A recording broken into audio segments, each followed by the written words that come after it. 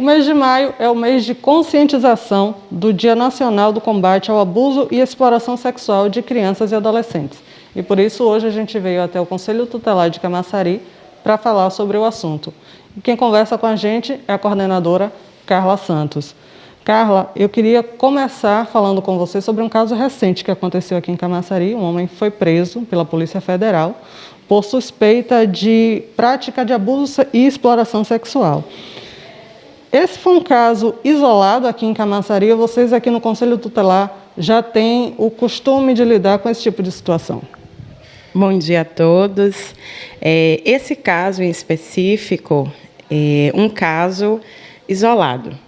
Nós lidamos, sim, com situações de exploração, mas de recebermos no Conselho Tutelar, esse foi o primeiro caso, e nós estamos, nesse mês de maio, como todos os meses, trabalhando para combater. Tanto que nós recebemos, de fato, a notícia vinda do Ministério Público, porque a Polícia Federal já havia comunicado ao Ministério Público e eles encaminhou para nós para que nós viéssemos tomar as medidas de proteção para a criança. E com relação à agressão, a gente viu durante a pandemia que no Brasil todo os casos de agressão contra crianças e adolescentes aumentou muito durante a pandemia, porque as crianças estavam em casa, os pais também, e esses casos acabaram aumentando. Aqui em Camaçari também foi assim? Sim, infelizmente, Camaçari não foge à realidade. Aumentou e muito as questões de agressão física e as questões de abuso, principalmente a faixa etária de 11 a 12 anos. Elevou-se muito o quantitativo e é a realidade da nossa cidade, como no país inteiro. Infelizmente, nós seguimos o fluxo do que acontece no país. Muitas pessoas questionam, Carla, o fato daquelas crianças que ficam ali no semáforo dos grandes supermercados de atacado aqui em Camaçari. Como é que o Conselho Tutelar acompanha esse caso? Pronto, ótima oportunidade de nós estarmos falando sobre um assunto, porque é um assunto que nos toca muito e, de certa forma, incomoda, porque é cobrado do Conselho Tutelar algo que não é de atribuição do Conselho Tutelar. É importante nós deixarmos claro que o Conselho Tutelar ele não presta serviços, ele cobra a existência e a prestação desses serviços para as crianças, para os adolescentes.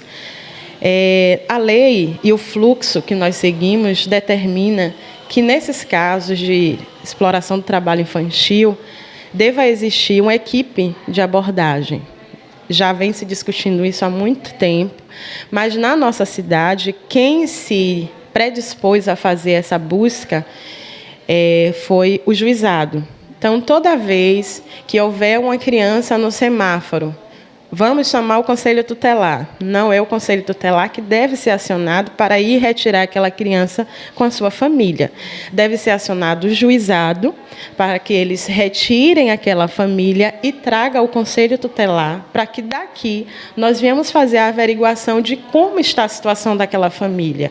Aquela família já é assistida pelos benefícios do município, aquela família já é assistida pelos benefícios federais, se não, o Conselho Tutelar vai atuar fazendo esses encaminhamentos e a cobrança, de fato, da prestação desse serviço. Se a família já é assistida e recorre na prática da exploração do trabalho infantil, aí nós encaminhamos para o Ministério Público, para que o Ministério Público avalie qual a melhor decisão naquele caso. Tivemos recentemente uma situação dessa, de recorrência, em que o Ministério Público, após análise, verificou que a melhor solução seria a retirada do poder familiar. Então, essas crianças estão em busca, para ser retirada dessa mãe, que expõe elas a essa situação, para ir para abrigo. Então, esse é o grande risco que as famílias que são recorrentes correm de perder os seus filhos. Mas é importantíssimo deixar claro que o Conselho Tutelar faz o seu papel, mas diante daquilo que é estabelecido na lei.